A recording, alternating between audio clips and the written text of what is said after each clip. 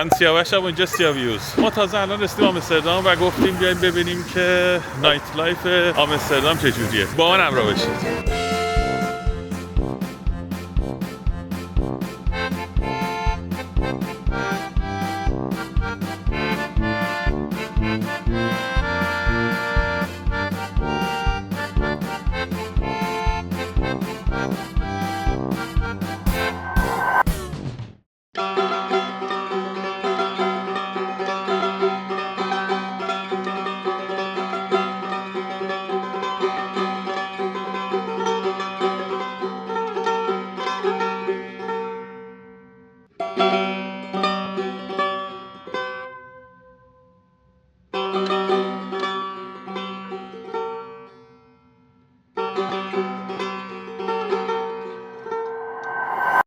سلام، صبحتون بخیر. اومدیم یه بازار نزدیک خونه. تو این بازار یکم بچرخیم. میگن که اینجا یه دونه از این قرفه‌هاش آش داره. یه آشی بخوریم و بعد روزمون رو شروع کنیم. با ما باشید. از این مارکت‌ها اکثرا هفتگیه، ولی بعضی موقع می‌بینید 2 بار در هفته این مارکت‌ها برگزار میشه توی سری مناطق. اکثر جای اروپا هستش. شما میتونید مایحتاج روزانه‌تون، میوه، سبزی، اینا رو اونجا خریداری کنید. حالا بعضیاشون یکم فراتر هم رفتن، لباس و اینجور چیزا هم دارن، ولی این مغازه همزبون افغانیمون رفیقم گفتش که اینجا آشای خوشمزه داره. واسه همین اومدیم سراغش که ببینیم آشش چه مزه‌ای.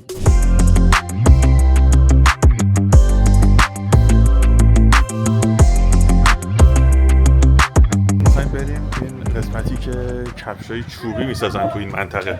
این هولسشوه یکی از کفش‌های قدیمیه که مخصوص منطقه هلند، آلمان، بلژیک، بخشی از فرانسه و اسکاندیناویه. این کفش‌ها از یه تیکه چوب که معمولاً بیت، صنوبر یا راش هستش ساخته میشه. چوبای سبک، مقاوم و در دسترس. اینا رو کشاورزا، ماهیگیرا، کارگرا اینا رو استفاده میکردن، چون هم پا رو از گل و رطوبت و سرما، ابزار و تیغ محافظت میکرده، هم ارزون بوده و سالا دووم میآورده. در واقع اینو موقعی که استفاده میکردن میگفتن که این کفشه بعضی مدت حالت پا به خودش میگیره. تو این کارگاهی که الان توش هستیم، اینجا کفش رو همینجا درست میکنن و بعضی موقع به صورت زنده شما میتونید اینجا ببینید که دارن کارگرا این کفشا رو درست میکنن. ولی متاسفانه الان کار نمیکردن. ولی حالا دیگه تو این زمانه با پیشرفت تکنولوژی و اومدن کفشای چرمی و پلاستیکی و کفشای پارچه‌ای دیگه اینا زیاد استفاده نمیشه و منسوخ شده و عملاً واسه توریستی و حالا نماد تاریخیشون استفاده میشه. اینجا زانسخاز یه منطقه صنعتی قدیمیه که بازسازیش کردن تو نزدیکی آمستردام. یه فاصله 15 دقیقه‌ای با آمستردام داره. اینجا با چوب یه سری کفش میسازن. حالا آسیابای بادی داره که با هم می‌بینیم. الان جایی که هستیم کفش‌سازی چوبیش هست.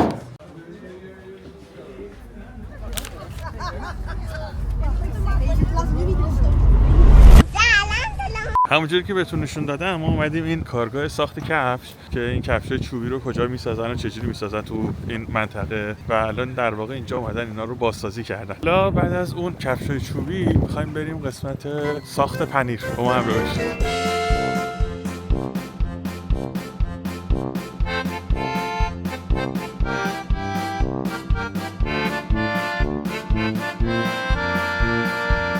دیوار اون پوست گاو و پوست بز و پوست گوسفند گذاشتن که شما بتونید لمس کنید و ببینید چه احساسی داره.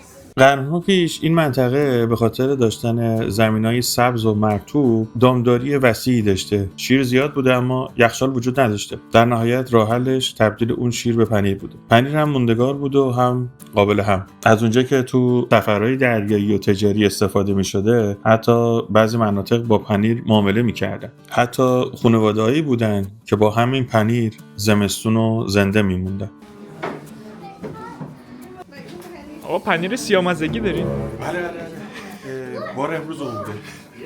امروز این کارگاهی که الان توش هستیم بیشتر نمایشیه برای حفظ حافظه تاریخی. حالا اومدیم به محل آسیابای بادی که اینا رو بازسازی کردن و تو این منطقه قرار دادن، ولی واقعا هوا سرده. هم خیلی باد میاد هم خیلی سرده.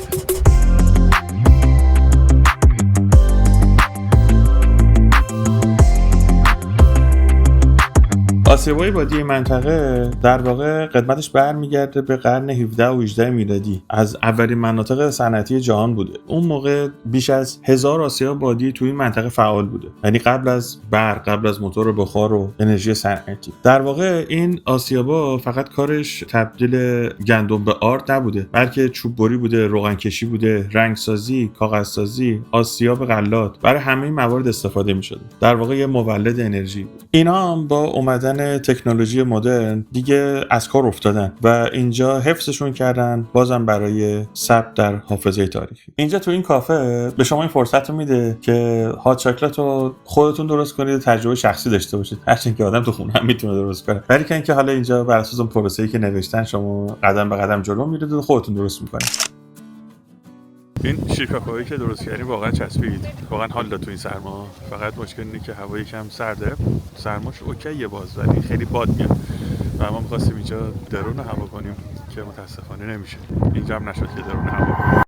سلامی دوباره. ما یکم خستگی در کردیم و الان می‌خوایم بریم سوار قایق شیم، یه توی کانال دور بزنیم، ولی امشب تصمیم گرفتیم که با قطار بریم، چون تایمش هم یه جوری هستش که به قطار میرسیم. گفتیم که با قطار بریم. دیشب کلی واسطادیم، با اتوبوس رفتیم. با ما باشید.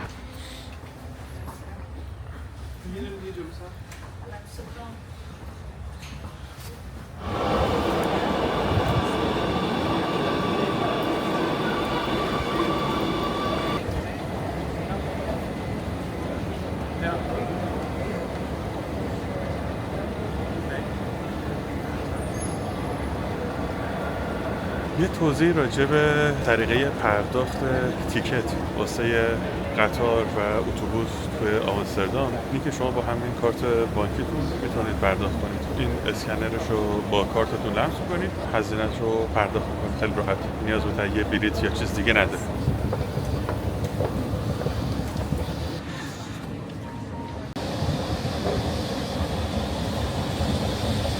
ما قراره بریم تو کانال با یه قایق دور بزنیم و اونجا قراره بریم لایت فستیوال ببینیم. نمیدونم چه جوریه، تعریفش خیلی میکنن، میگن خیلی قشنگه و حالا بریم ببینیم چه جوریه و بعد از اون میخوایم بریم این بازارچه کریسمس. تا حالا تو بازارچه کریسمس هلند نبودم، اولین باره، اونم تو آمستردام. میخوام برم این بازارچه کریسمس ببینم. یکی از ساختمونای اصلی هنیکن توی آمستردام الان جلوی ماست. گفتم باهاتون به اشتراک بذارم شما هم اینجا رو ببینید.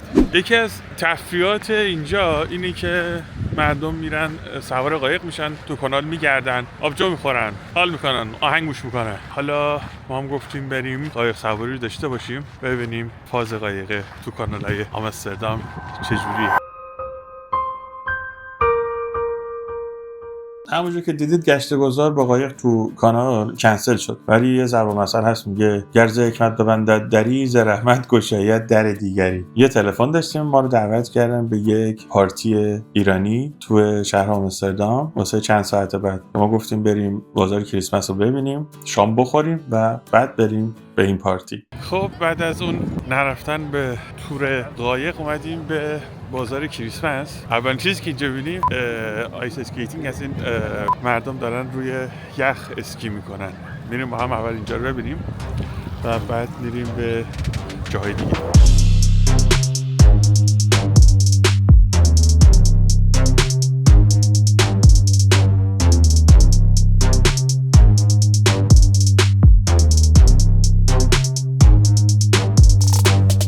حالا اومدیم بریم این بازار کریسمس با هم باشیم ببینیم اینجا بازار کریسمس اینجا چه جوریه. حالا اگه بشه سری بازار کریسمس تو شهرهای مختلف آلمان هم با هم ببینیم.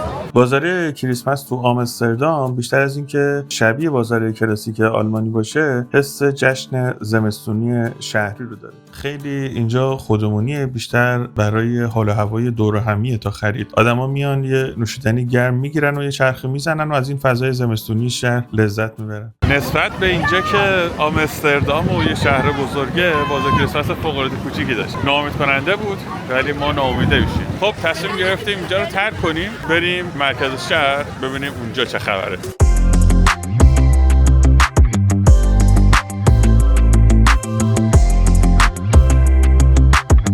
دیدید اپل چقدر خلوت بود، چقدر خالی بود. حالا خلوت بود که مغازه تعطیل الان و خلوت بود، محصولاتش خالی بود اصلا یه قسمتش میزاش و داشتم با پوریا صحبت میکردم یه چیزی جالب گفت. چی گفت پوریا؟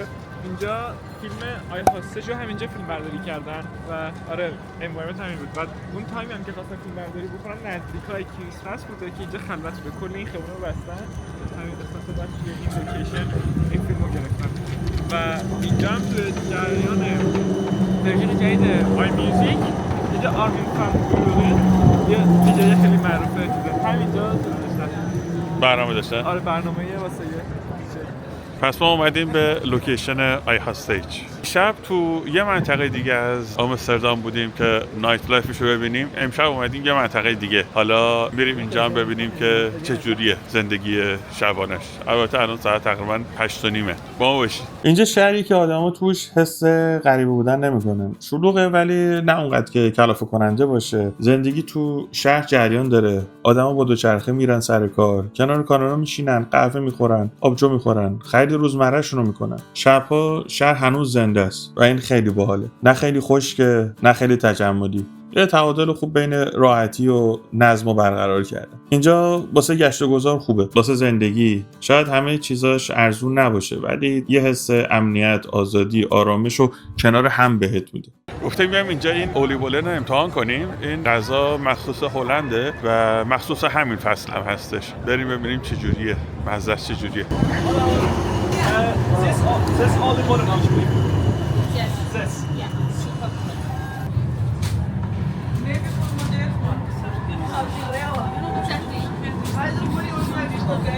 بیرون امتحان کنیم از طرف شما بعد بهتون میگم ازش چجوریه. این اویل بالن کلا همون پیراشکی خودمون بود. پیراشکی خودمون بود با یه مقدار پودر قند روش. کلا همون مزه بود و سرد. داغم نبودش. یعنی تازه بود ولی داغ نبود. آقا این هوکه این بالا میدونید داستانش چیه؟ بالا. باریکلا. این تیپیکال هلنده. دو طرفه مینداختن. ولی جدید تراش اینطوریه که یه موتوری اون پشت داره و اون رو به صورت حالا اسم تخصصیش و اینو میکشه بالا به خاطر اینکه راپلا انقدر نرو هست که نمیتونی دست ببری بالا. همه مثلا پنجره میبرن. از پنجره میبرن. برای اساس کشی استفاده میکنن. الان تقریبا ساعت 9 و خیابون هنوز شلوغه. اگه ما الان تو آلمان بودیم الان دیگه همه جا تعطیل بود. وایب شهریش واقعا عالیه.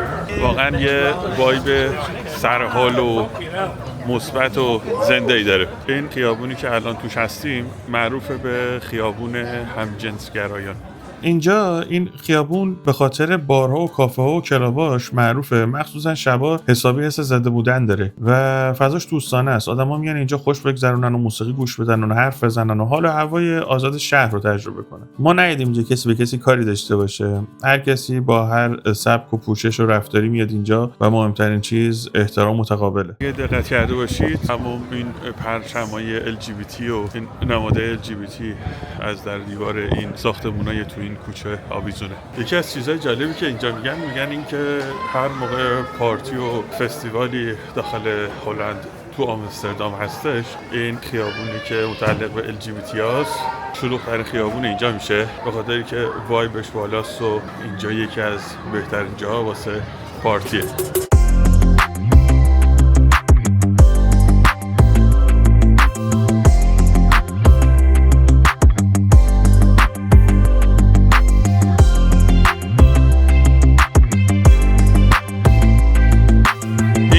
بنای پشت سر من اسمش هست نشنال مومنت، یادبود قربانیان جنگ جهانی دومه. این کاخ پشت سر من هم کاخ سلطنتی آمستردامه، متعلق به قرن 17 متاسفانه این موزل بیخانمانی تو هلند هم هستش.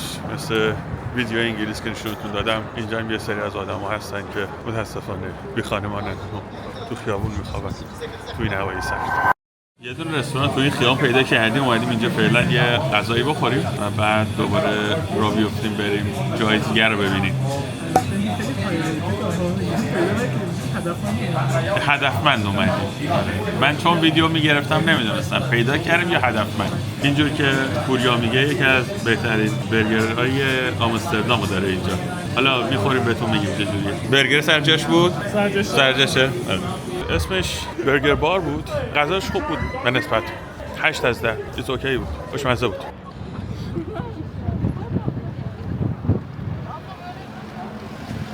بعد از راجع به این لایف فستیوال صحبت کردیم. فضایی که پشت سر من می‌بینید یه دایره بزرگی اونجا هستش. قراره اونجا رو دیزاین کنن برای لایت فستیوال. بله.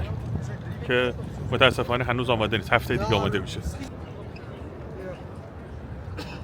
ما یه تیکه از مسیر رو با ترام اومدیم و دیگه جالب که داخل ترامای تو آمستردام وسطش یه دونه اینفورمیشن دارن، یه کیوسک دارن، یه نفر توش نشسته. حالا اگه سوال داشته باشه بهتون میگن، شاید حالا چیزای دیگه هم چک کنن، ولی غالبا یه نفر اون تو هستش که این کار رو انجام میده. دیگه نوبتی هم که باشه نوبت رفتن به پارتیه. با ما باشید.